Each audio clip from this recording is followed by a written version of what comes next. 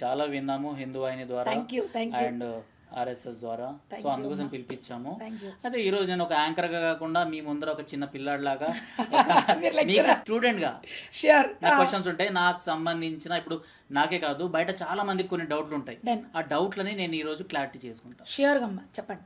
సరేనా? ఖచ్చితంగా. First of all love జిహాద్ అన్నవి కేవలం సినిమాల్లోనే ఉంది, సినిమాల్లోనే ఇలాంటి బూచి చూపిస్తారు, అసలు బయట లవ్ జిహాద్ అనేది ఎగ్జిస్ట్ లేదు అనేసి చాలా మంది అంటుంటారు. అలాంటి వాళ్ళకి మీరేం చెప్తారు? అసలు లవ్ జిహాద్ అనేది మన భారతదేశంలో ఎప్పుడు స్టార్ట్ అయింది? ఈ లవ్ జిహాద్ అన్నది ఇప్పటిది కాదండి. అంటే మనకి తెలియదు. ఇప్పుడు ఉన్న జనరేషన్ 50 సంవత్సరాల క్రితం జనరేషన్ వాళ్ళు ఎవరు దాన్ని లవ్ జిహాద్గా ఎవరికి అర్థం కూడా కాలేదు. సీరియస్లీ స్పీకింగ్ ఎవరికి అర్థం కూడా కాదు. ఈ లవ్ జిహాద్ అన్నది ఒక 8th సెంచరీలో భారతదేశంలో ఎప్పుడైతే ఈ తుర్ష్కుల యొక్క ప్రభావం, వాళ్ళ యొక్క దండయాత్రలు వీళ్ళందరూ మొదలైంది చూసారా, అప్పుడు మొదలైంది జిహాద్ అన్న వ్యవహారం. జిహాద్ అంటే ఏంటి? యుద్ధము, ఒక పవిత్ర యుద్ధము అని చెప్పుకునేవారు. ఈ పవిత్ర యుద్ధం అంటే దేనికి పవిత్రత? ఎటర్నల్గా మామూలుగా చెప్పుకునే భాష అంటే ఎటర్నల్గా మానసికంగా తనను తాను దృఢపరుచుకొని ఒక యుద్ధంగా తనని తాను యుద్ధం చేసుకుంటూ బయటికి భగవంతుడు చేరుకోవాలి అన్న యుద్ధం యాక్చువల్గా. That should be the one. కానీ దీనికి వీళ్ళు మరి ప్రకృతి వికృతుల్లాగా ఇది ఒక వికృతి రూపం చెందింది. యుద్ధం చేయాలంటే ఈ దాని ఏమంటే గన్నులు ఇవన్నీ ఉండాలి కదా, దానికి చాలా పైసలు ఖర్చులు అవుతాయి, ఇవన్నీ అవుతాయి. సో అది అంత కష్టము. సో ఈజీ వే ఏంటి? తేనె పోసి కత్తికి చక్కగా మెడ మీద పెడితే సరిపోతుంది. సో అలాంటిది ఈ లవ్ జిహాద్ అమ్మ. ఇప్పుడు కదమ్మా, ఆల్మోస్ట్ మనకి 8th సెంచురీ నుంచే ఈ లవ్ జిహాద్ అనుకుంటూ వచ్చింది.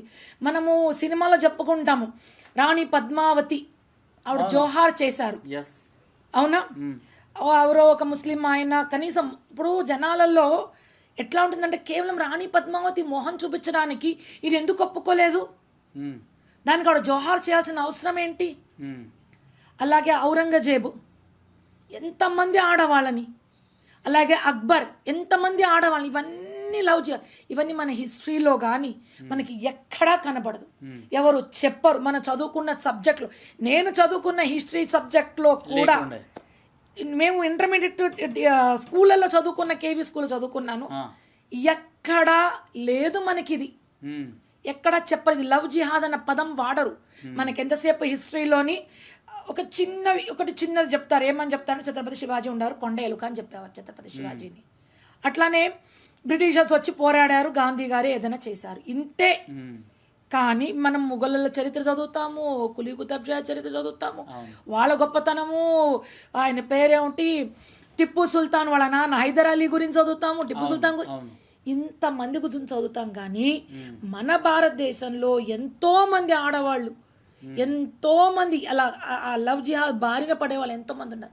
పూర్వం బయట దేశాన్ని నుంచి వచ్చినప్పుడు మన రాజులు యుద్ధం చేయలేక, యుద్ధానికి కాస్ట్ ఎక్కువ అవుతుందనో, లేకపోతే యుద్ధం వల్ల ప్రాణ నష్టం అవుతుందనో, ప్రజలకు ఇబ్బంది పడతారనో, కేవలం వాళ్ళింటి ఆడపిల్లల్ని ఇచ్చేస్తే యుద్ధ నివారణ అవుతుందనో, ఇలాంటి కారణాల వల్ల అలా మెల్లగా మొదలైంది.